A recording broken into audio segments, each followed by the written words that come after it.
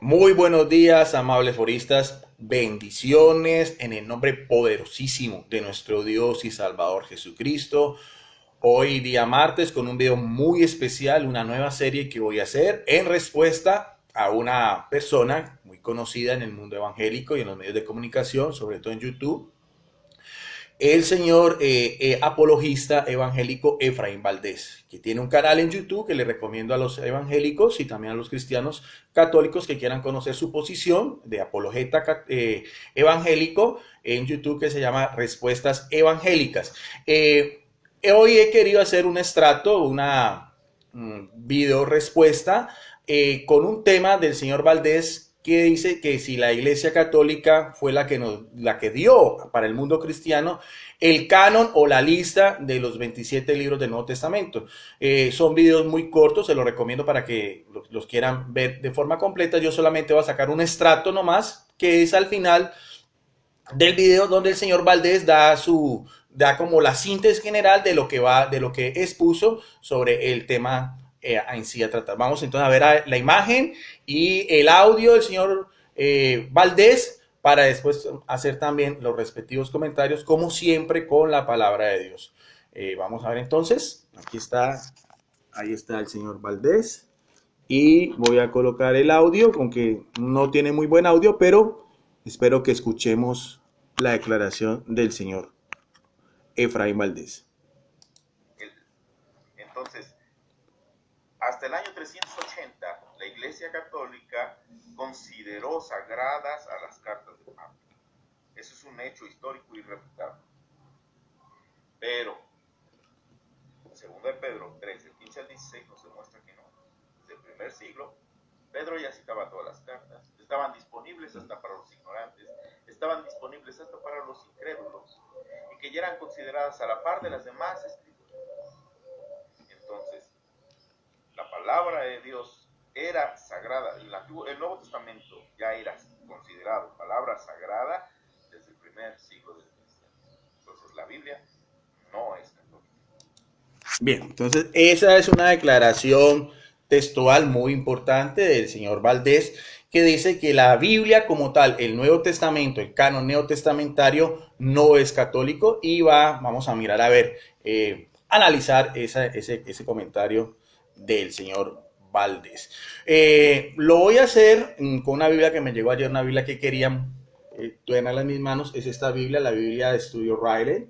Es una Biblia evangélica. Y antes que nada voy a hacer una breve descripción de quién es el autor. Charles C. Riley, maestría y doctorado en teología del Seminario Teológico de Dallas, doctorado en filosofía de la Universidad de Edimburgo y también doctorado en letras de Liberty Baptist Theological Seminary. O sea que es una persona conocedora. Esta es la Biblia de él, la Biblia Riley, que me llegó. De aquí voy a hacer los respectivos comentarios. Y la primera cita bíblica, vamos a mirar a ver la que nos da de referencia el señor Valdés, nuestro hermano en Cristo Jesús.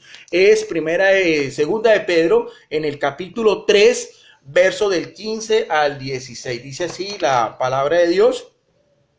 Está hablando Pedro sobre las cartas paulinas, porque también me llama mucho la atención, porque en todo el video del señor Valdés, que dura casi 12 minutos, hace énfasis, y no entiendo muy bien si habla del canon neotestamentario, solamente centra su atención en las cartas paulinas y da como referencia esta cita bíblica. Dice el príncipe de los apóstoles Pedro: y ten entendido que la paciencia de nuestro Señor es para salvación, para también nuestro amado hermano Pablo, según la sabiduría que ha sido dada, os ha escrito casi en todas sus epístolas es en griego cartas, hablando en ellas de estas cosas, en las cuales hay algunas difíciles de entender, los cuales los indoctos o inconstantes tuercen, como también las otras escrituras, para su propia perdición.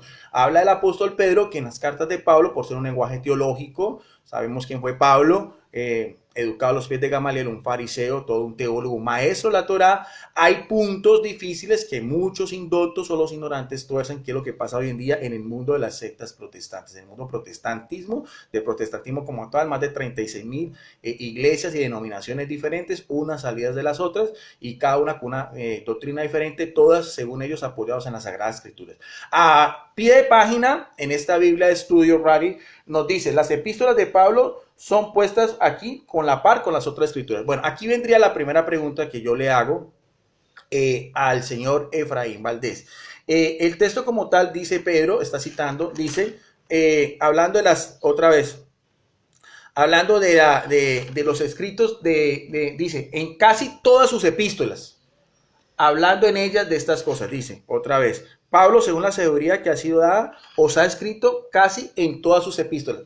Habría que preguntar a ver, porque no nos dice a cuáles epístolas se está refiriendo. O a todas las epístolas, o algunas en especial, o solamente las que tienen puntos difíciles de entender.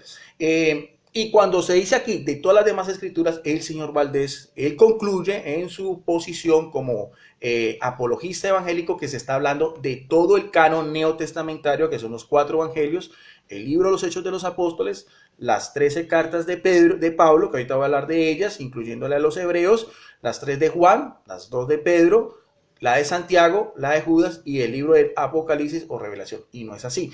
Lo más probable es, en el mismo contexto en que se escribió la carta, la segunda de Pedro, que se escribió hacia el año 66, que se estaría refiriendo, cuando habla de escrituras como tal, a la Taná o el Antiguo Testamento. ¿Por qué no podemos referirnos al Nuevo Testamento? Porque ni el señor Valdés, como apologista evangélico, ni ningún pastor, ni ningún maestro de Biblia, o ningún teólogo evangélico me puede mostrar a mí como católico donde dicen en el Nuevo Testamento que son 27 libros como tal. No aparece en ninguna parte que diga que son 27 libros canónicos, o sea, inspirados por el Espíritu Santo y que sirven para nuestra salvación, en lo que es ya la nueva alianza. Al principio de esta Biblia, la Biblia de Studio Rari, él nos dice algo muy interesante de cómo nos llegó la Biblia. Y voy a decir esto ¿por qué? Porque en la misma Biblia de este señor Raleigh, un teólogo, biblista evangélico, da, como aparece en todas las demás Biblias, el año en que se escribió cada libro de la Sagrada Escritura. Ya dijimos que la segunda de Pedro, él lo sitúa hacia el año 66, pero entonces, históricamente hablando, estaría por fuera lo que se llama el canon o el compendio o los escritos joánicos, que son el Evangelio de Juan, las 3 cartas que se le atribuyen al mismo apóstol o discípulo de Cristo, el discípulo amado, y el libro del Apocalipsis, que fueron escritas hacia el año 90 y incluso hasta el año 100 después de Cristo. O sea que a esas cartas no se refiere Pedro porque no se conocían. Igualmente la carta a los hebreos, que los exégetas y los biblistas dudan de que haya sido escrita por el apóstol Pablo, porque a diferencia de todas las demás, siempre Pablo dice, Pablo, siervo de Jesucristo, siempre se toma como autor.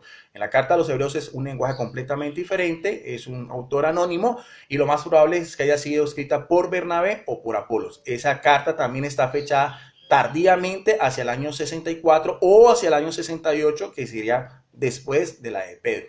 Y también está la carta de Judas, también, de Judas Tadeo, que está también situada entre los años 70 y los años 80. O sea, en sí tenemos 7 cartas que estarían por fuera de los 27 libros del Nuevo Testamento cuando se refiere Pedro de que todas las demás escrituras. Ahora, estaba diciendo que el señor Rari, este doctor en teología, dice al principio de su Biblia que hay un tema muy importante, dice, ¿cómo nos llegó la Biblia? Aquí está. Y habla precisamente lo que el señor Valdés dice al principio de su video y al final, hablando de una fecha que es el año 382, que fue cuando se hizo lo que se llama el sínodo de Roma del Papa San Dámaso, anteriormente también con San Atanasio, ya estamos hablando del siglo IV, donde ya la Iglesia Católica para ese entonces ya había definido cuáles son los libros inspirados por Dios y cuáles eran los libros apócrifos, los libros de las comunidades gnósticas, hoy muy en día conocidos, como son el famoso Evangelio de Judas, el Evangelio de Tomás, el Evangelio de Bernabé y otros libros que no fueron completamente descartados por los cristianos católicos de aquel entonces. Y llama mucho la atención porque en esta Biblia de estudio evangélica, el mismo doctor Raleigh dice, el primer concilio de una iglesia particular que registró la lista de los 27 libros del Nuevo Testamento fue el concilio de Cartago en el año 397. O sea que estamos hablando de muchos tiempo atrás, casi 13 siglos antes de que nacieran todas las iglesias de la Reforma Protestante que vienen con Martín Lutero. El padre en la fe para todos ellos, inclusive para el señor Valdés, porque él mismo lo dice en otro video que voy a ir comentando, de que él habla de ser un cristiano evangélico como tal, de la Reforma Protestante. O sea que no cabría ninguna iglesia, ni la iglesia evangélica luterana, ni la iglesia anglicana, ni la iglesia presbiteriana, ni las que vienen después, metodistas,